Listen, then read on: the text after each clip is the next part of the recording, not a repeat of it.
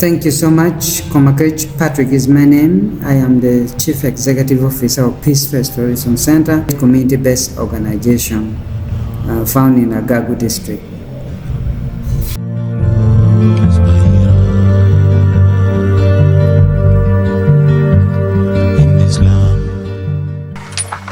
It is called Peace Restoration Center because we found that there's a lot of conflict still going on in the community, like land conflict, gender-based violence, and all other forms of children abuses.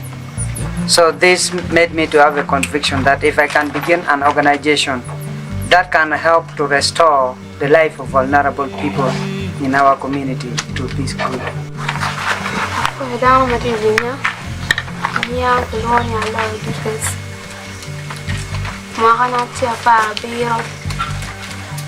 Abero la tiem nyakoma inwalgang dakba abero la tiem mapana pe tiki mama na kama pikwa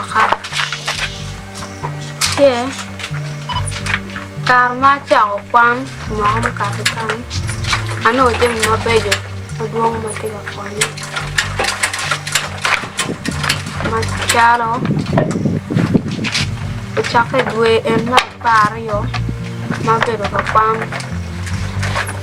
bedo ka tino chana no bedo ka konya ku wilo ro ko mutiano magangwa konya mi wilo chobon mi tielo ko lo nyorna jambe mu konya bon mero na ma ni mati kere kombeti mero na ni ka ki kan acha ka kwacha ma an ba rong beru kere me konyo jomu kana dak bana ni beru en keman ba te kere ni be chanda ko bali ko te chate jomu maduang ta Another motive of me beginning this organization was my past background as somebody who grew up as an orphan, where I lost all my parents due to the LRA insurgency. All my parents were killed by the Lord Resistance Army. So, as I was growing up, I've been having an idea that if I study well, if I get a job, in future I should begin an organization that will help the youth, that will help orphans, that will help vulnerable people. That is why I started this organization. As I talk now, currently we have a total of 12 youth that are pursuing their training in tailoring and garment cutting. It is one of the common courses around. But in this particular sub-county, there is no particular place that is offering any vocational skill training to the youth. So this made me to begin this vocational skill training. We have started with this.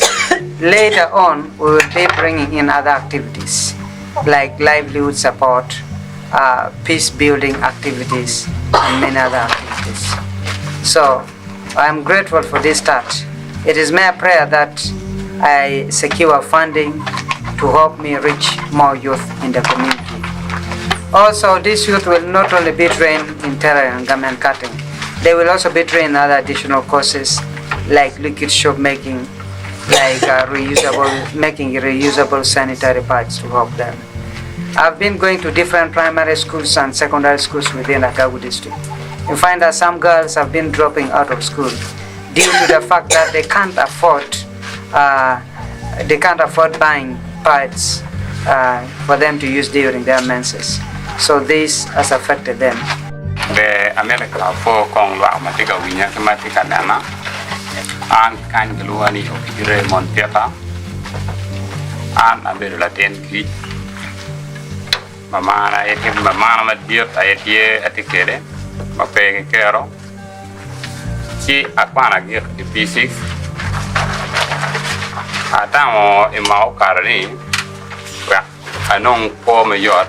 Nyo anen pia nyim kira me gwak mamana ma dir ata wai ka bien kong anong ngej ma aki yana taran punya mako karo idwe me apara rio anong ngej na kumbiri na ngej akoyo pare boy chate long sleeve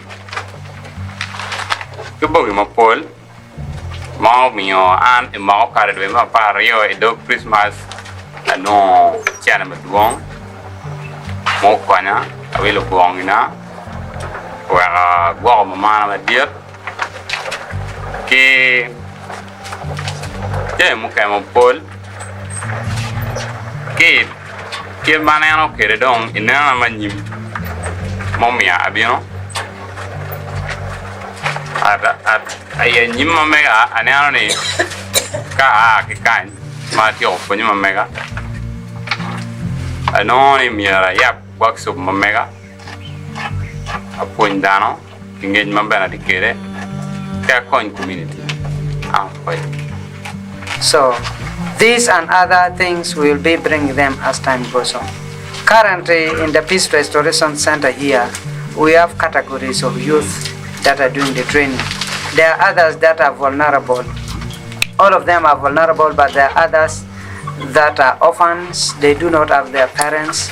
There are others that are coming from a child-aided household. Here they are child-aided households. And then there are also others that gave birth while they are in school, while they were in primary 6, primary 5. And they had nowhere to go. They had no form of living. So bringing this organization here, or starting the organization, it has given them a hope for a better life, a hope for a better future. So I long to introduce more courses. I long to introduce more programs at Peace Restoration Center. Ania Kigona Kiri Florence, a Bella Point School, Peace Restoration Center. Mawa Jard ma pa, Mawa no the Tero Pitch, the Teno Aniera, Magian, Onuan Chan, Chigan, Tie Berugang, Chiwa Gorgi Katil, Chikubeti wa Chako Ponyugi. Kubeti sana wa chako kwenye gido mapa kubedo watie wa chwalo drea kon ma watika kwenye kile tiano mamai kwa tiano kubeti gen nyana saran mabe gen ngeo kwano persons gingeo kwano kitenge gingeo kwano pari gingeo kwano chate tiane ka dong wa chwalo gi gang gen ben ram kwenye dong pigi kangi loyo mano gian bubero mano gian suffering gang ma gian pitiu kiti chumo chi wa no gian bero katimo ban ma pola ta titi ma wan piri o mio pili tero man gian busiero gian tiu kere ma konyo kwa pala nyadi meki ki mogo matitiano matie no bene gian isapating gian mi chulo kere piti gian wilo kere sa bon kilitiano mamegi kile nyad mamegi kile tian enene watani gian mier ku konyo pitu ya bishel ma watani mi odema ngwan no lat mi achelu dum ti da ko cha lat mi ario de ma bich neno wo bene tie ni le tian enene premier ku ki ponyo charan ki kan mier wanong di mogo matiano tiano chali yo po sabon chali yo po pai Kigamo kame mapola ta maka wano chi wa poni gikere atawo ni lokoma lokoma polpe ana poya